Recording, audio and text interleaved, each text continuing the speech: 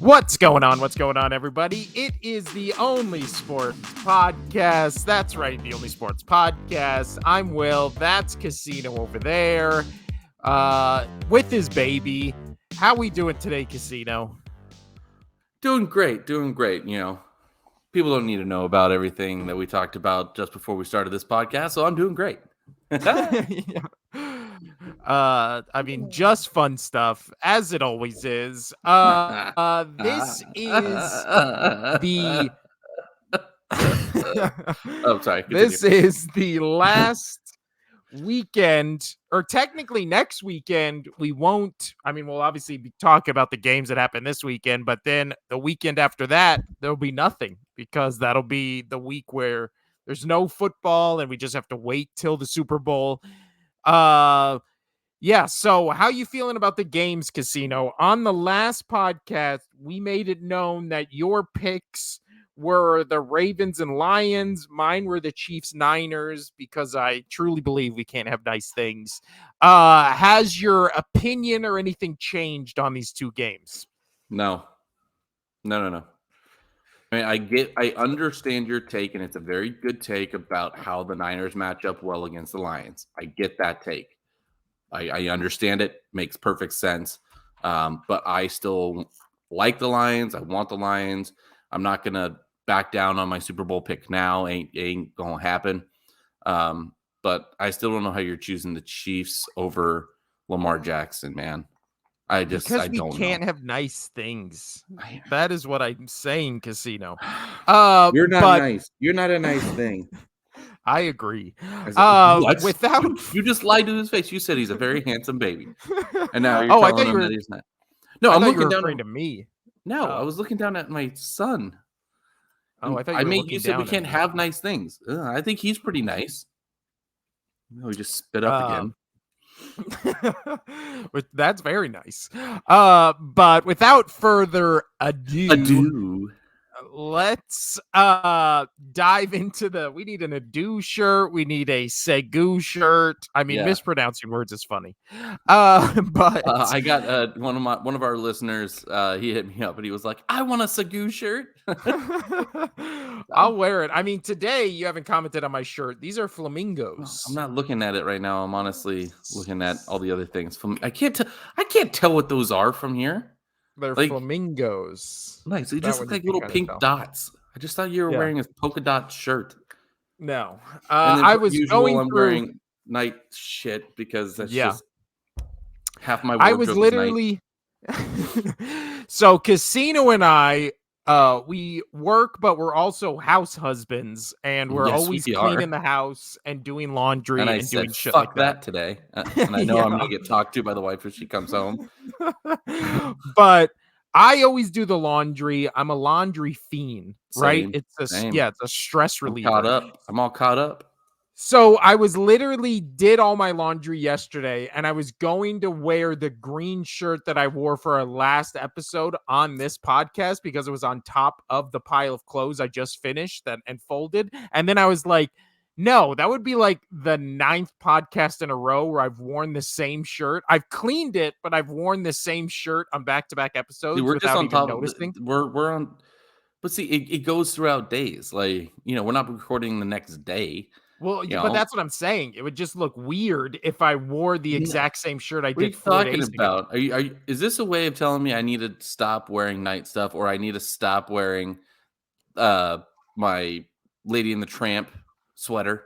No, I'm saying if you wore the Lady and the Tramp, I can go put that on right now. It's clean. It's hung up.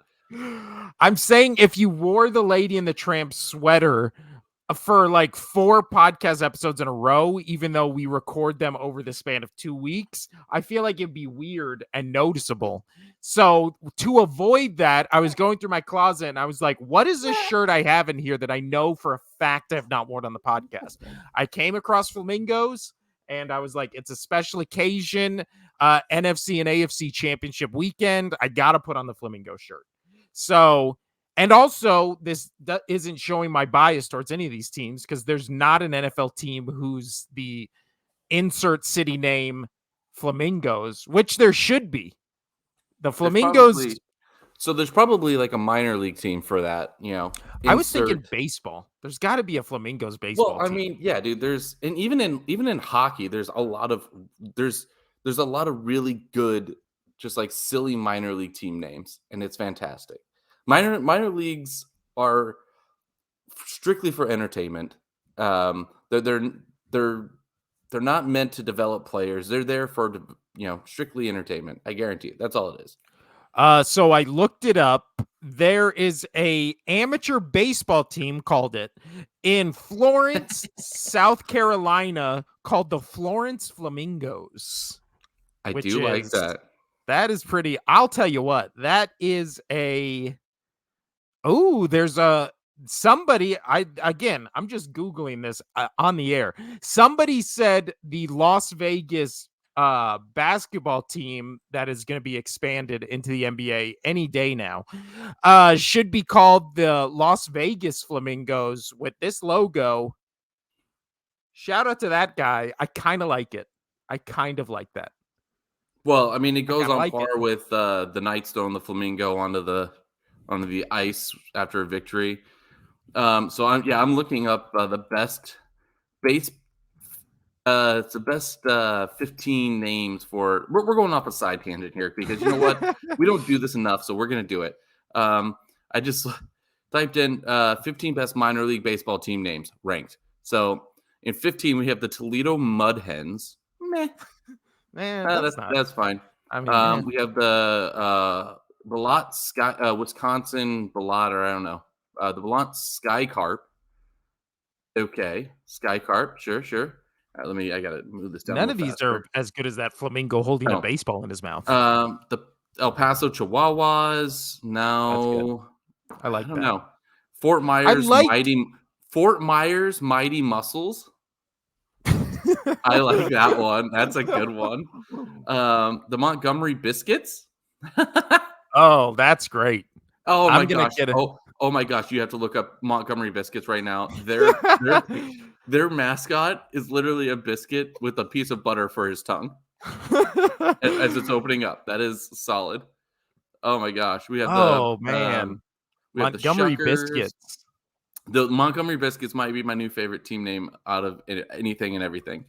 Hartford Dude, we Yard gotta. Goats. Speaking of shirts, we gotta get our Montgomery Biscuit shirts and wear them on the podcast. Yeah. Lansing Lugnuts. Sugarland Space Cowboys. No, that sounds. I kind of like that. Space Cowboys. Jacksonville Jumbo Shrimp. That's great. Albuquerque Isotopes. Oh, that's from Simpsons. The Isotopes. It looks like it, actually, yeah. So the Akron Rubber Ducks. Okay. Right? I like the Akron Rubber Ducks. The Biddingham Rumble Ponies. Okay. The Rumble Ponies. The Amarillo Sod Poodles. I'll tell you what. Didn't know. And here's the number one: the Rock in Alabama. This is Madison, Alabama. The Rocket City Trash Pandas. No, I mean that's just raccoons. I still like the Mighty Muscles, or not the Mighty Muscles. The Biscuits. Dude, Biscuits. I'll tell you what. That's a good one. You know that meme online where it's like, "Oh, I'm so sorry, I didn't respect your game." Right? Like that whole thing where somebody pulls up and you didn't know they had this kind of swagger. I didn't know when I looked this up that the Montgomery Biscuits shirt went this hard. Their mascots are Big Mo, an orange beast that loves biscuits, and Monty, and anthropomorphized buttermilk biscuit. The Butter and Blue, that's their name is the Butter and Blue beat the Trash Pandas last night. We'll get them later. Dude, Jesus Christ.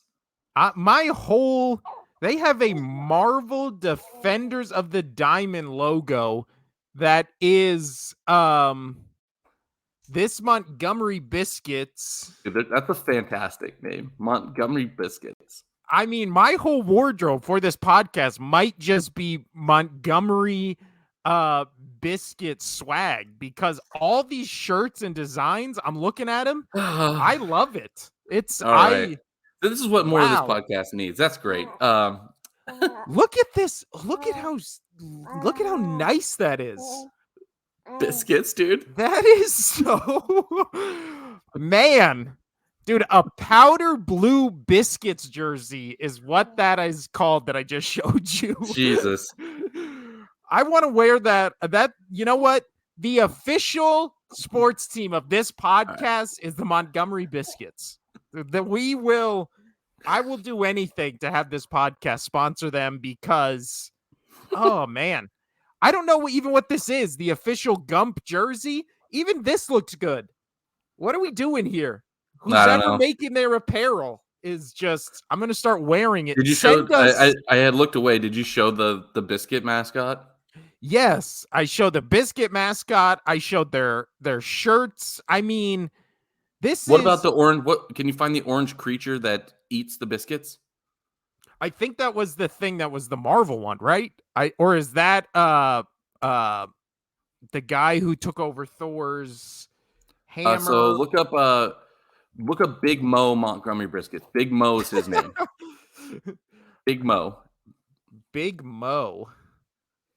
Big Mo Montgomery Biscuits. I mean, we'll get back to our regular scheduled broadcast here in a minute. But I think that might have been. He's going to look like Gritty. What is that? I mean, for audio, this has to be terrible. But for the video, I'm showing you everything we're talking about. So if you want to see this, watch the video. But it's we're giving all the information. Big Mo from the Montgomery Biscuits. There's Big Mo with Big Mo, or that's his wife. I don't know, but Big Monique. I mean, this is the Montgomery Biscuits are a minor league baseball team based in Montgomery, Alabama. They are the Double-A affiliate of the Tampa Bay Rays and play in the Southern League. The team was founded in Orlando, Florida in 1973. So they've been, I mean, who's their affiliate? Right now it's the Tampa Bay Rays. I'm now a Rays fan. Fuck the Red Sox. I'm a Rays fan. I mean, how is Montgomery Biscuits? How are they not? That's the number one best sports name, sports logo, sports franchise in sports history is basically what I'm telling you, Casino, because all their attire, it just looks so good. I'm looking at all the other places, like all the other team names that made this list. Like none of them have as cool as look. No. All right. Anyway, so back to the NFL. That was a little sidebar that I love it. We need to do more of that, especially during the off season of football. We need to just. This is all I want to do. This is all I want to do for this podcast is just talk about the minor league affiliate swag. All right, and we can really roll into that later. I mean, you'll be impressed with some of the minor league hockey ones, dude. They're pretty good too. Man, I mean, I'm buying some shirts. I'm buying some Montgomery Biscuit shirts. When's your birthday, Casino? Because I know when my birthday is. I don't know when your birthday is. I'll be honest. It's okay. No. Yes, it is April. Nice. It is April. Cool. But all right, Casino. Now we can segue into what we're actually here to talk about, the Montgomery Biscuits. No, we're actually here to talk about, which is the NFL or the NFC and AFC championship games, Casino. Let's talk first about the Sunday. Thank God both these games are on Sunday. And the first one is at noon West Coast time, 3 p.m. Eastern time. The 11-6 Kansas City Chiefs traveling to the 13-4 Baltimore Ravens. Going into this game for just the regular season numbers, Kansas City top 9 in offense, Ravens top 6. Ravens top 6 in defense, Chiefs second. Chiefs 6th in passing, 19th in rushing, Ravens 21st in passing, and the number 1 rushing team in the land. So, Casino, you're picking the Baltimore Ravens. The last time this team met, I did not know it was this long ago, and I do not remember this game at all. It was September 19th, 2021, and the Baltimore Ravens won 36-35. There it is. So, it sounds like a banger. But make the case, Casino, for why the Ravens spare America from yet another Chiefs Super Bowl and 2 weeks of Travis Kelce and Taylor Swift content. We got the monkey off of Lamar Jackson's back. He showed up, mainly in the second half, but whatever. He showed up. He finally took care of business. Not only did he take care of okay, buddy.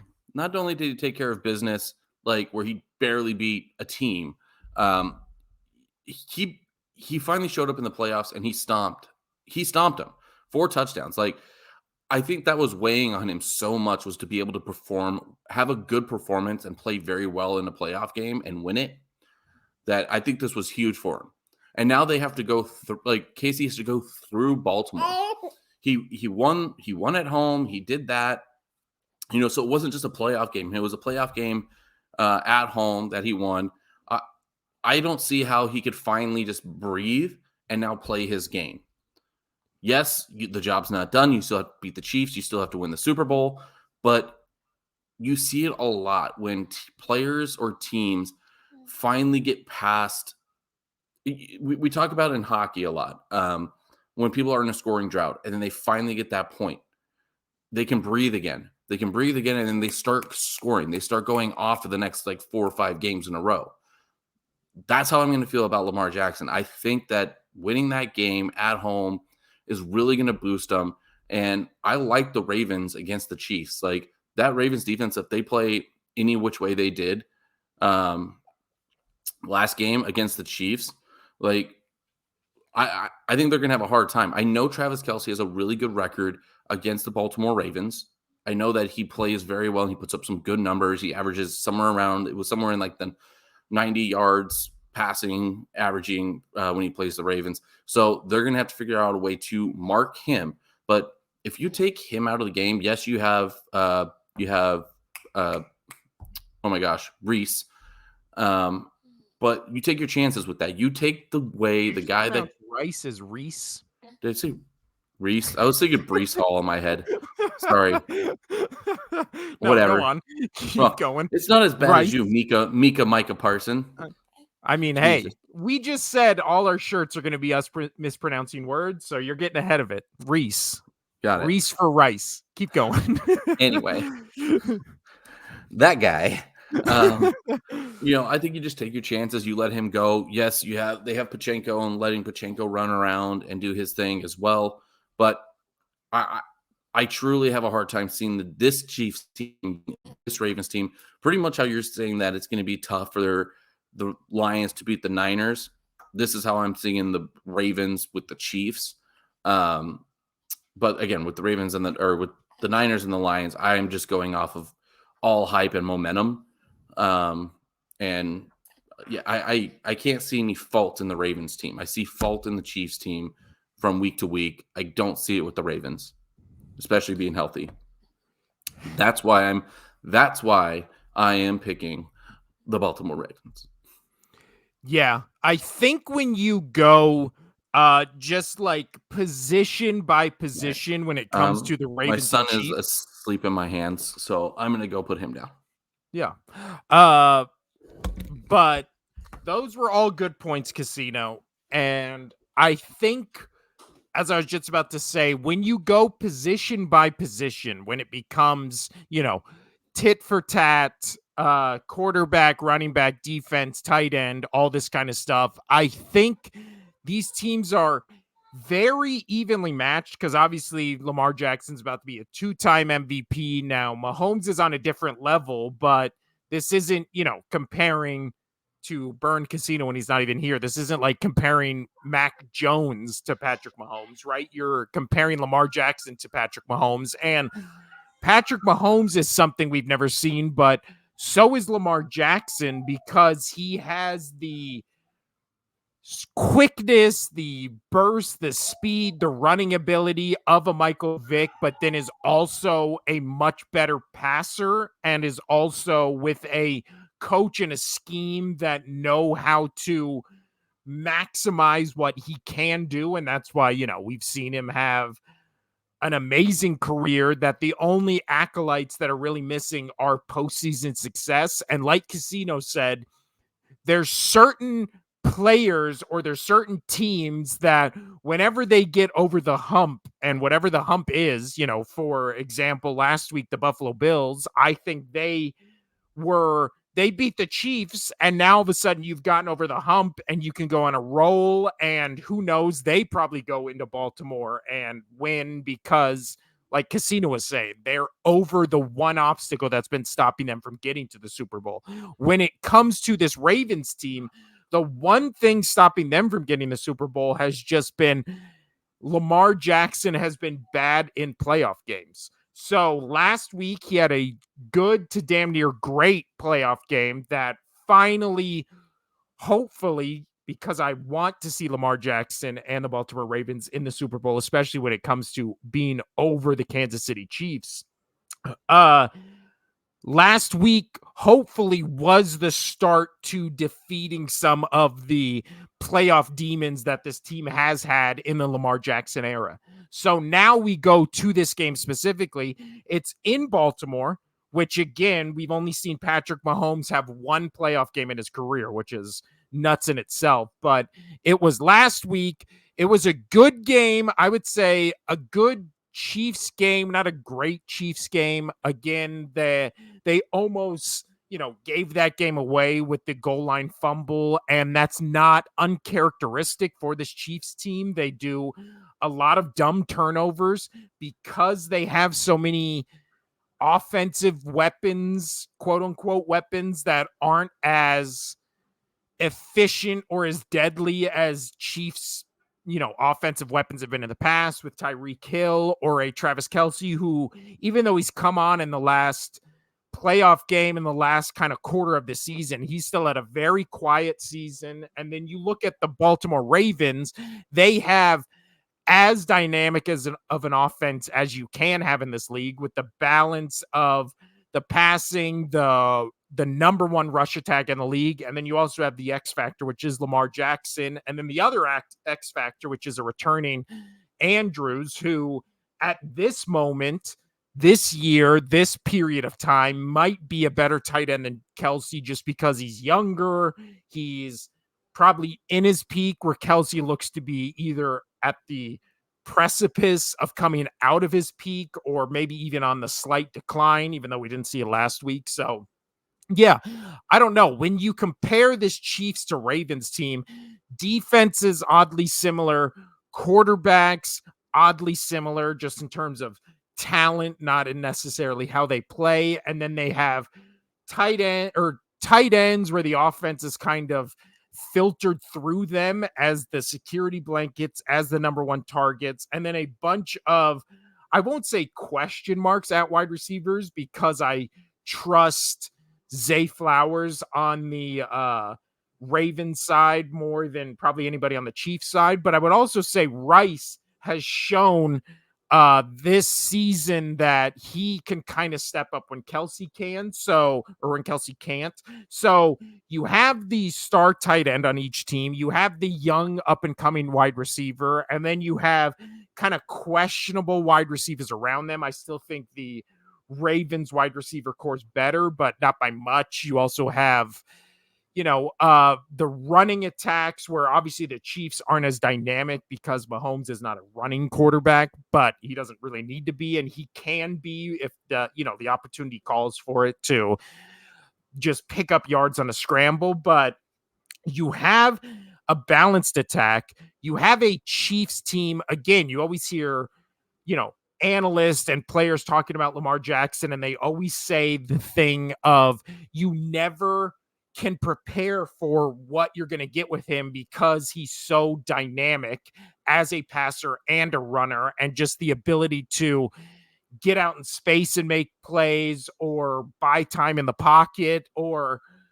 run up the middle for 25 yards before you even realize he's running. Like, he is, again, we've never seen him do that in the postseason until last week. So if he is finally past that hurdle, then again, I've seen stuff in the media and I've seen people talking like, oh, the Ravens are going to blow him out. The Ravens are going to blow him out. The Chiefs don't get blown out. They just don't. They're too good of an organization, too good of a coaching staff, too good of a quarterback. And this year they've had the best defense they've ever had in the Mahomes, Andy Reid era. So I don't think this game is a blowout. I do think that all signs are pointing to Baltimore winning and going to the Super Bowl, and Lamar Jackson finally getting his chance, blah blah blah blah blah, which is what I want, right? I want a Ravens-Lions Super Bowl. We already saw that matchup earlier in the season, but we've seen a combination of all these teams play each other, right? The Ravens destroyed both the 49ers and the Lions. The Lions beat the Chiefs opening night. We've seen Chiefs 49ers before, maybe not.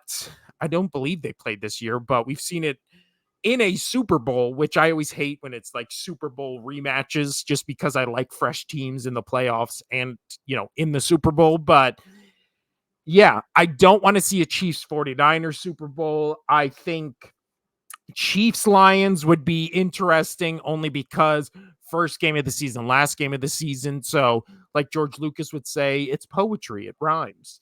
But then you have Ravens 49ers, we've already seen. I don't want to see that matchup again.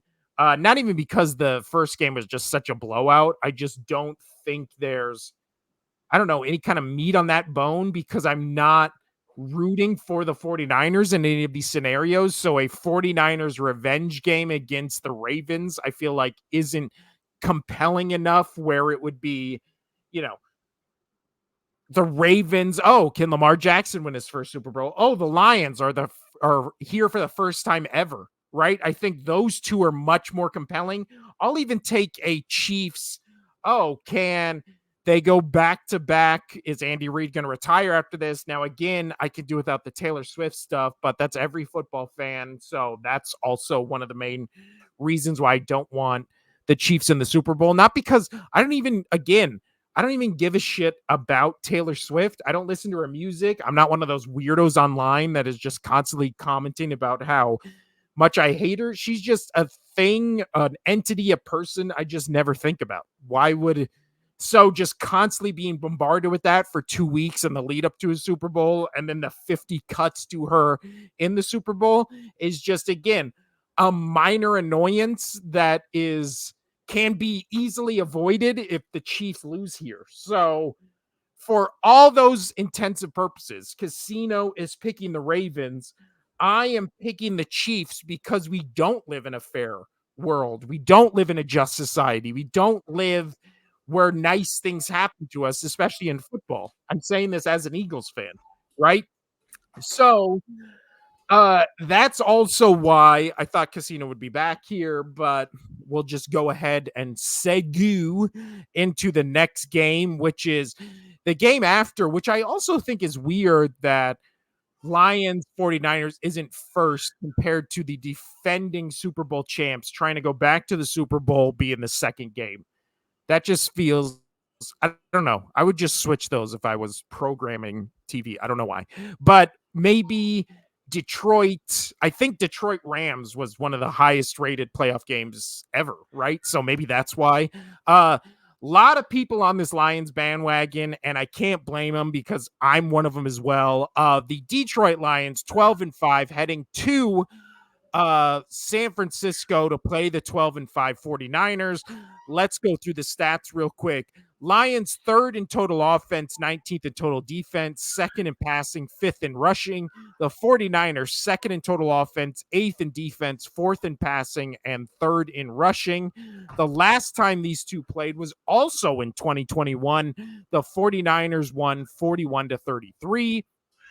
So yeah, again, I think too much has been made about Brock Purdy, even though I think if you like Brock Purdy, if you hate Brock Purdy, you can look at last game and you can look at the last playoff game and make your case for why Purdy's good, why he's bad, why he's overrated, why he's underrated, right? Because he didn't have necessarily a good, he didn't have a great game. He barely had a good game last week. And again, conditions were not ideal. Deebo Samuel was out for most of the game.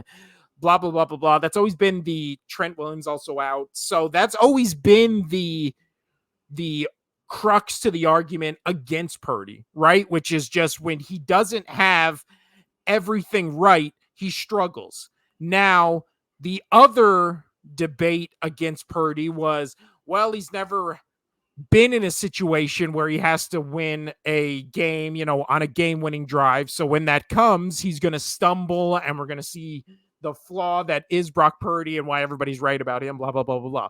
So last week, both those things happened, right? He had a rough game when some of the pieces in that well-oiled machine were out. So Purdy struggled, but then at the end of the game, he did a game-winning drive to win the game, right? So then you can't give him props without giving him credit. Or I'm sorry, you can't give him props, but then also discredit him when he did one of the things that the collective football media has been saying, we've never seen him do it, and when he does it, he's going to fall in his face. Well, he had a bad game, and then he let him down to win the game, right? So it's like, that's why I said it was the perfect Brock Purdy discourse game, because you can have as many things to bemoan him as you can to praise him. So going into this game, the interesting thing is if this was in Detroit and it was inside and it was in a dome and there was no, worries about like last week where it seemed like the rain was really getting to Purdy and that whole 49ers offense. Well, now if it was in Detroit, that wouldn't be an issue, right? Because they're in a dome. But because it's in San Francisco, I mean, we're on the West Coast. It's been muggy. It's been raining the past couple days. And I'm assuming me and Casino both are at Vegas. So you go to Northern California, it's going to be way bigger chance that it's also muggy and rainy there if it's muggy and rainy here, right? So, and again, I'm not a weatherman. That's just me assuming. And I could look it up right now, but why would I do that? You know what? I will while I talk. But when it comes to all these things, I've said it on the last podcast and I'll elaborate on it now. I just think that this 49ers team is built to just perfectly go against this Detroit Lions team. And Casino, welcome back. Yeah. So I don't know if you briefed them on why my long absence. I did not. Yeah, my kid shit on me. For all those that don't know what a blowout is, all those non-parents, that's what happens. As I was taking him to his bedroom because he was asleep in my arms, he got really relaxed apparently, and it was just, and I felt something wet and cold on my shirt, and I looked down, and well, he needed to be changed. I need to be changed. That was great. Now I was asleep. Are you wearing the Lady and the Tramp shirt? Yeah, buddy. It was a perfect timing. Yeah, buddy. Oh man. So what were you saying? Because obviously you're going Chiefs. Why did you get into why Chiefs? Yes, for that whole time you were gone. So if you want to hear that, go ahead and subscribe to the Only Sports Podcast, YouTube, or wherever you get your podcast. I don't need that. But now, Casino, I was going into what the weather was going to be like in San Francisco. Apparently this weekend, it won't be rainy until Thursday next week. So Sunday, it's supposed to be slightly beautiful. Cloudy and sunny. It's going to be beautiful. The weather's going to be nice. Everything I've looked at.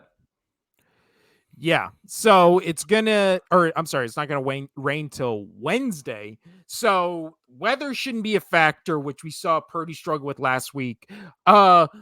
I was making the case that for the Chiefs Ravens, they're oddly similar teams in the way that they're constructed. I think you can say the same thing for Detroit and the 49ers, except I think the debate is more, you can make more of a case for who's better, Purdy or Goff. Who would you take, just neutral field, same Goff. team? I think I would too. But Goff. He's got, and this comes down to solely experience. Purdy's played really good as a rookie, but I would go with Goff all day. He's shown that he can make the Super Bowl. He's been there before. He lost to the Patriots. That's not, and a Bill Belichick defense. Remember, that was one of the lowest scoring Super Bowl games ever. Everybody hated that game. I hated it. Yeah. But, that's Goff going up against Belichick defense. That was at its peak. So, it was really, really good. And that game, honestly, so just quick side note, that game could have definitely gone the other way if Jason McCourty didn't make that run from nowhere with, I think it was Cook standing in the middle of the end zone, just like, hey, give me the ball. That game could have been wildly different. So, Goff is great. I really, really like him. I would have to go Goff over Purdy. Yeah, I would agree. I think it's along the same lines of debate you can make for Mahomes and Lamar Jackson for different reasons, right? Because with Lamar Jackson and Patrick Mahomes, they're not similar in the way they play, but you can say, oh, well, you get the added X factor of how Lamar Jackson is able to run. But then when it comes to Purdy Goff, they are oddly similar in the way they play. Like they're almost kind of mirror images of each other.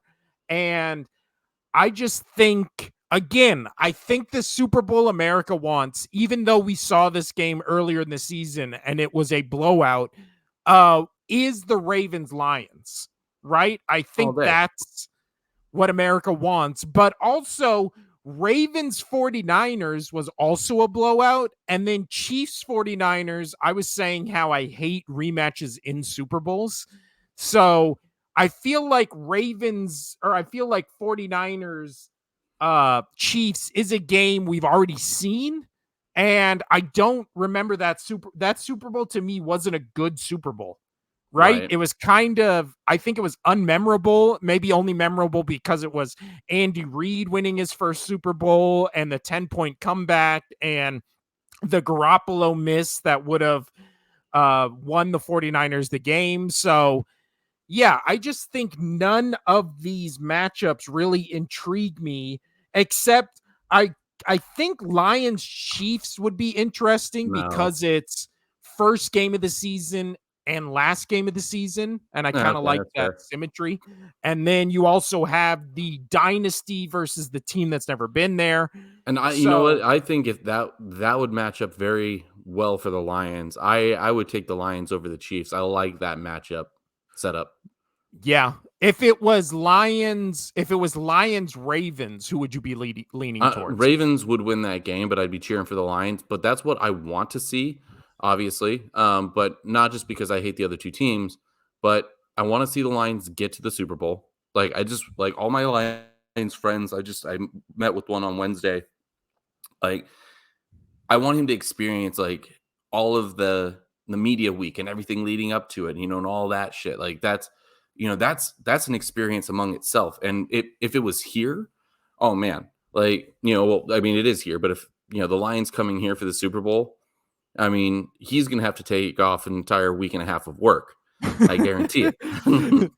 But that would be awesome for him to be able to go down and experience that with other Lions fans. So I want that even if they get blown out by the Ravens in the Super Bowl, because I'd be happy for Lamar Jackson. I want to see that because I want to see, especially here in Vegas, my friends who are Lions fans experience a Super Bowl like gathering with other Lions diehards. That would be really special and memorable, even if they lose. Even if they lose. But that's what I want. I don't want Chiefs fans here in Vegas. I don't want Niners fans here in Vegas. We already have the shit of the other fans. I won't go into any more of that that are here in Vegas. But yeah, I Sorry, agree. you know I hate California teams. No, I agree. And I know I actually work with a lot of 49ers fans. And boy, let me tell you, when they are good, they are some of the most obnoxious people I've ever met on the face of the planet. Uh, But I mean, they're good guys, and but so the quick, second it starts being talked about, oh right? Lord. And quick note though, you were talking about the weather. It is supposed to be in Baltimore rainy. I think that favors Lamar Jackson. I agree. Because I mean, Mahomes can run, but he can only run when there's a hold. So I think I think Lamar Jackson can outrun him if it comes down to some quarterback sneak plays. So just throw that out there. Nice dig at the Chiefs there, Casino. Thanks. But uh The only thing good about the Chiefs right now is Jason Kelsey excited for his brother, which that was I love what I don't know if you guys saw it, but check it out, Jason Kelsey and I love that he has no shame. He's doing shirtless, just bare chested, grizzly, hairy, just going crazy at the Chiefs game, and he's doing it in the booth with Taylor Swift, like and his wife, like obviously his wife finds it funny. There's a really good picture of him like going and his wife in the background just like smiling. She's like, yeah, that's my man. But it's funny that it's like the world icon Taylor Swift is in that suite with him, and he just does not give a fuck, and he's just like, I hate Taylor Swift. Here's my nipples. I love it. I love every second of it. It's fantastic. Also Sorry. that was the picture I used for our last podcast thumbnail. Was that Nice. picture with our heads on two of the people sitting in front of him when he's roaring shirtless. I mean, I So knew that because I watch our podcast. yeah, well, you're gonna have to re-listen to it to hear my hot Chiefs Ravens take. Yeah. But to Anyway, put a bow on this discussion, Casino, yeah. you want the Lions to win. I want the Lions to win. Obviously, we know for the 49ers to win, they just have to do what they've done all season, Give the which ball to is, McCaffrey. yeah, get the ball to McCaffrey, get the ball to Debo, get the ball to Kittle, have Purdy make no mistakes or at least minimum mistakes and not, Yeah. I mean, soul crushing but interceptions. do you agree with this line? So the line for the Baltimore KC currently is 3.5. I saw it at 4.5 the other day. Um, I get that one. Sure. It's the Super Bowl defending champions against the Ravens, who still need to continue to prove themselves, but I think they're doing a good job at that. But what do you think of the -7 for San Fran against Detroit? Do you think that's like really a little too much? I mean, the Lions, they have the same record. They're showing that they can put it to teams, man. Yeah, I don't Regardless of matching up well against the Lions, do you think -7 in a conference championship game is a little much? I think both those lines, because yeah, you were just talking about early, like when the lines first came out, I believe the line for that Ravens Chiefs game was like 4.5. Mhm. And I think it got bet down to 3.5, whatever you said it is It's now. 3.5 now. 3.5. So they always say with the home team, you give them 2 points, right? And then so really it's a 1.5 point game, which I think is probably fits for what we've seen from the Ravens, especially when they played their best games all year against the best teams, Yeah. right? As we saw what they did And you've against the always get 49ers. good games with Mahomes, Lamar. Like those games have been notoriously very fun. Yeah. So I'm fine with that line. But for the Lions 49ers game, especially from what we've seen from the 49ers from the past month, including that 49ers game, or including, I'm sorry, that Lions game, what on earth makes like Vegas or whoever did the bet and lines for this game, on what planet do you think that the 49ers are a touchdown favorite against this Lions team? who this Lions team played, in my opinion, a better playoff game that we saw against the Rams, and then Oh, so good. uh, The uh, Bucks. the Bucks played two much better games than the 49ers played against a worse Packers team that basically, if it wasn't for a dumb interception, they probably either go to OT in that game or lose that game late. So again, Yeah. I don't know what they were See, watching in that's that what I was talking about last week, and I get it. I mean, I like your take. Why San Fran over the Lions, but I'm going the opposite way. Again, Packers almost put it to the Niners in San Fran, and I would have taken the Lions over the Packers. And so that game showed me, and that's with a rookie quarterback. Just imagine what Goff can do. Just imagine what, because yeah. it was earlier in the season, but the Lions did play the Packers, and they beat them handedly, 34-20. So, I mean, and they did lose to them later on because they are in division. They lost to them 22-29. But that was when the Packers were picking up steam. But I really like – I don't know. I just have a trouble going against the Lions against this Niners team, regardless of knowing your take on it and agreeing with your take on it. I don't know. I'm in a weird boat there, but I like the hype with the Lions, and I'm going to roll with it. Just got to roll with it. I think Goff's settled down now. I think they beat the team that they were most worried about, and they got the big game out of the way, which was win that wild card game against the Rams. That was the hugest win for him. You win that, and yes, the Bucks still put up 23, but I felt like the Lions pretty much controlled that game. I think everything on the top, it makes a team scary when everything from here on out is gravy for them. It's all gravy. It's whatever kind of gravy you want. It's on top, man. It's that good shit. And I also to the Niners still have to prove stuff, dude. They still have to prove. They are in the position where they have to win. The Lions don't have to win. They've already had a very successful fucking season, an extremely successful season that nobody expected it to be this good. I did, but that's whatever. But not everybody. They expected the Niners to walk into this.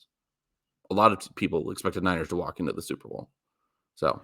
Also, the Lions right now are on a 9-game win streak. So they've won 9 in a row. Their last loss was to the Packers, but like you said, they beat them earlier in the season handily, and it's a divisional game.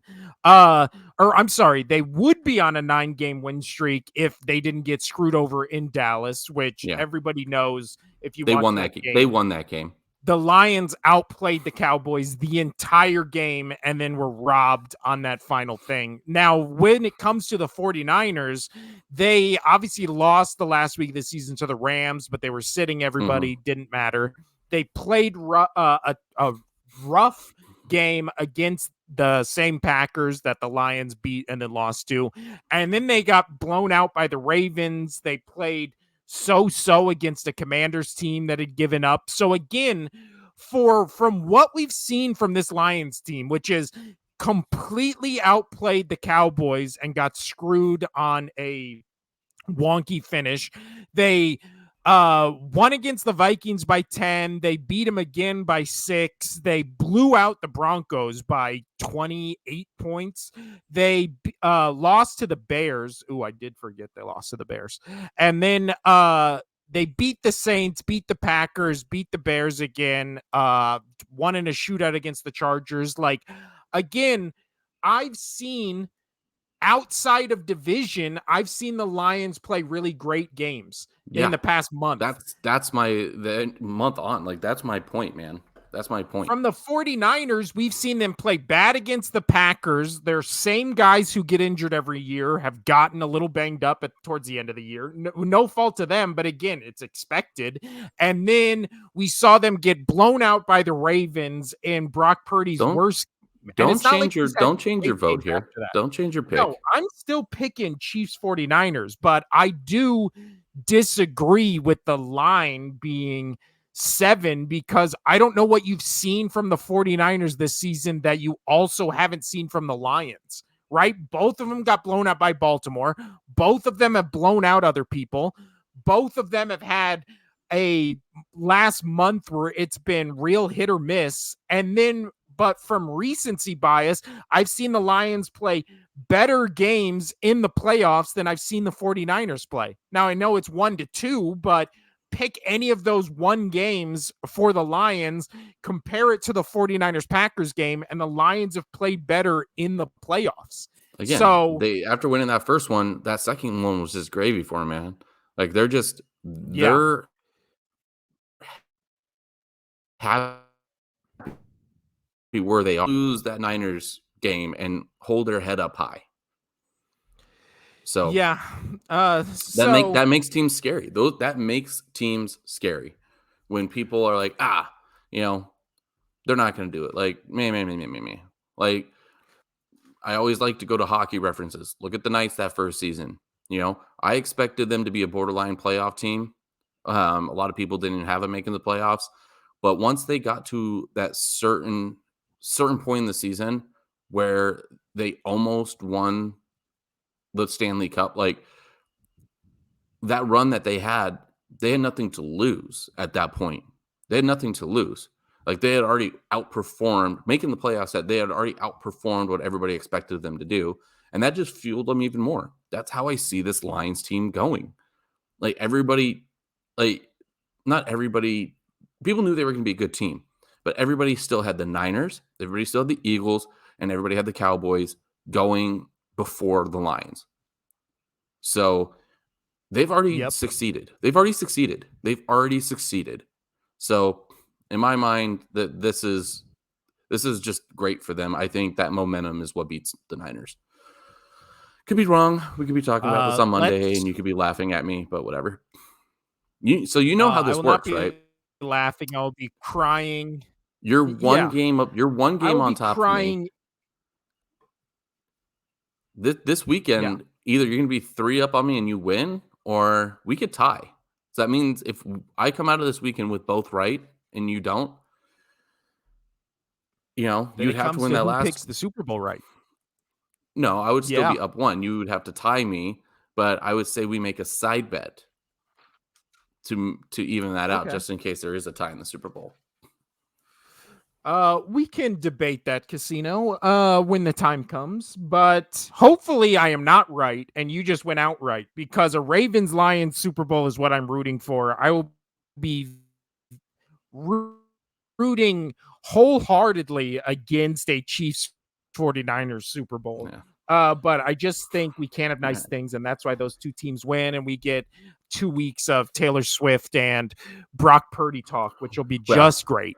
But that's the final note on that, Casino. Yes. You're picking Ravens-Lions to win. I'm picking Chiefs 49ers. Let's touch on the coaches in the NFL before we get out of here, because I am running out of time. Yeah, let's talk quickly about the Ravens' brother. Let's talk about John Harbaugh's brother, Mr. Jim Harbaugh. He is taking that Chargers job. He said, "Fuck you, Michigan. I won the title. I am out. I did what I was supposed to do, what you guys hired me to do. I'm leaving on the high note. I love this move." Do you think the Chargers are a good fit for him? Because that is where he is going to coach. That is where he accepted the job. And yeah, man. Do you think that he can do it with the Chargers? Yeah, I think it's probably the best possible landing spot for him, because again, the Chargers, the one thing John Harbaugh has always struggled with is having an elite quarterback. And now I think the Justin Herbert blowjob fest is overblown, because I think he's overrated. But I do think that in terms of all the spots and management. Sorry. Yeah. No, I'm saying of all the spots that were open, the Chargers were the only one where they had a elite quarterback or a quarterback who can be elite, right? Compared to Titans or Falcons or Seahawks or any of the other Raiders, any of the other job openings. So, of all the available jobs that had openings at head coach, if you're John Harbaugh, or no, Jim Harbaugh, sorry. If you're Jim Harbaugh, Get them you're right. looking at the landscape and saying, I've struggled with quarterbacks in the past, right? He had one season where Kaepernick was good and they went to the Super Bowl. So he's saying, I can fix this defense up. I just need to go to a place where they have a quarterback and build around him. So all the spots, you go to the Chargers, you shore up that defense. Now you're in a tough division because obviously the Chiefs are there and the Chiefs are just going to win that division every year, it seems like. But if you can get over the hurdle of the Chiefs, I mean, I don't know how you look at the resume, the coaching resume of Jim Harbaugh and not say, let's just pencil the Chargers in as a Super Bowl contender 2 seasons from now. Like, that's just what he does. He goes in there, he turns them around, and he makes average to below average teams Super Bowl or college football championship caliber teams in once his system is implemented. Takes 2 to 3 years, and then the Chargers are going to be a superpower. I mean, a super team in 2 or 3 years. And if they're not, then the Chargers are more cursed than we thought they were, Casino. Because if even Jim Harbaugh can't turn them around, Right. I don't know what else you can do. I mean, also credit to the Chargers. Send them back to San Diego. Yeah. Credit to the Chargers for once making a good head choice. coach. Yeah, well, they got everybody out. So that one's that one. I think he's going to do well. So speaking of a LA team, we're going to go there. The Rams defensive coordinator, Raheem Morris, accepted the Falcons head coaching job, which is a really cool thing because he used to be a former Falcons assistant coach, and he was their interim head coach for a minute. So he's going back to Atlanta to be the head coach. I'm very excited for him. I'm excited that he's getting a shot to do what he unfinished business of being the interim head coach there, and he's getting a shot to be the full-time coach and go from there, which is pretty awesome. Yeah, I agree with you on that, but I think the bigger story that will sadly overshadow this is the Falcons choosing an unknown at head coach, right? It's I agree with everything you said. I won't say it's a good or bad hire. I'll say it's an interesting hire, but we've seen coordinators on the offensive and defensive side who are great coordinators, and for whatever reasons that doesn't translate to head coaching. But a lot of head coaches now used to be coordinators, so you can't really use that debate. Well, no, I'm saying, well, that's what I'm saying. I'm saying it's not good or bad in my eyes. It's a wait and see because I don't know what he'll be as a head coach. But no, but I'm just excited that he's getting his shot to go back to Atlanta to have unfinished business. But the bigger story out of this is I think where you're leading to is Belichick is not going there. Yes. And what, as a lifelong Patriots fan, what do you think that says to the legacy of Bill Belichick? That literally the Atlanta Falcons, a team that lost 28-3 in their most important game in their franchise history, won't hire the coach who did that to him, who is widely regarded as the best coach in NFL history. So I think you touched on this last week. I think the reason is he still has the contract with the Patriots.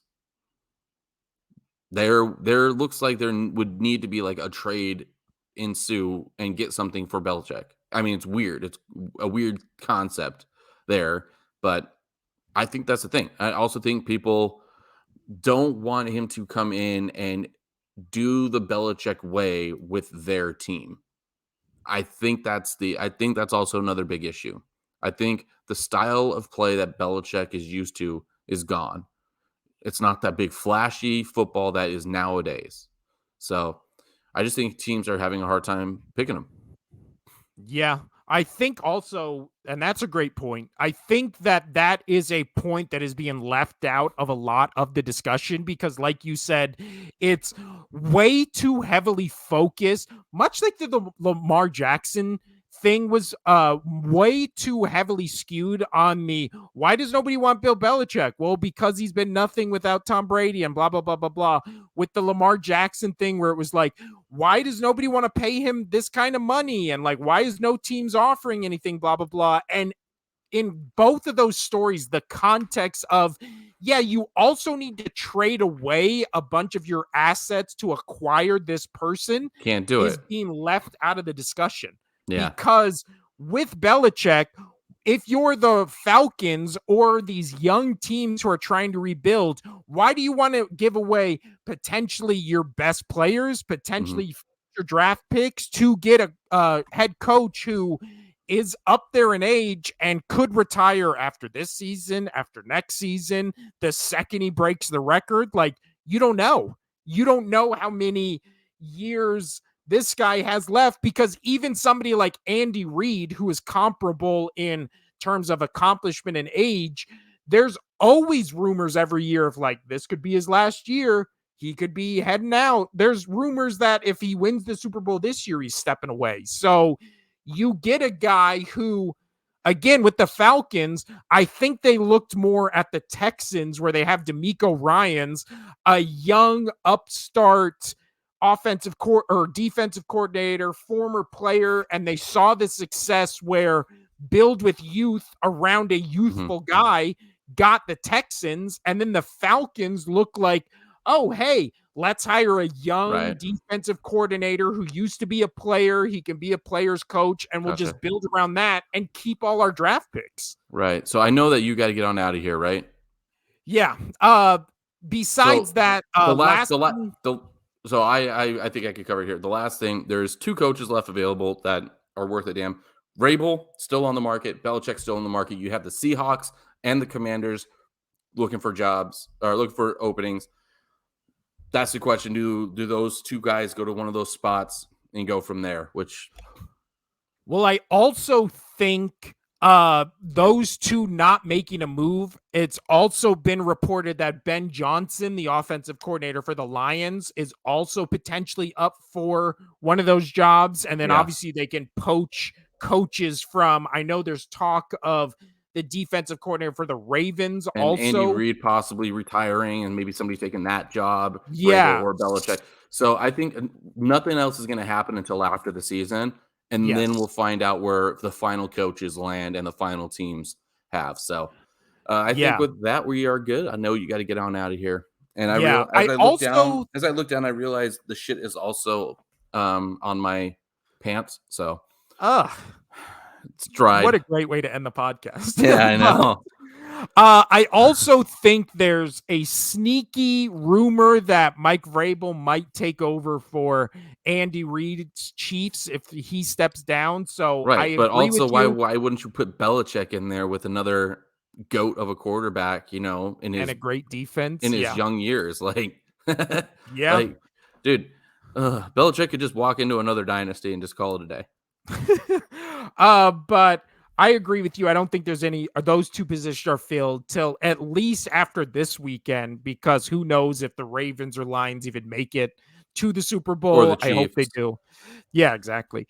But all right. This has been the Only Sports Podcast. I'm Will. That's Casino. We'll see you next week to talk about what happens in those 2 games. And maybe get to basketball and hockey. I don't know. We keep saying I also think it would be funny if we just keep saying, and we'll talk about NBA and NHL and then just never get to it. But yeah, we'll also try to talk about other stuff. But you know, when you have to talk about the Montgomery Biscuits, that takes priority over NBA or NHL or any other sports.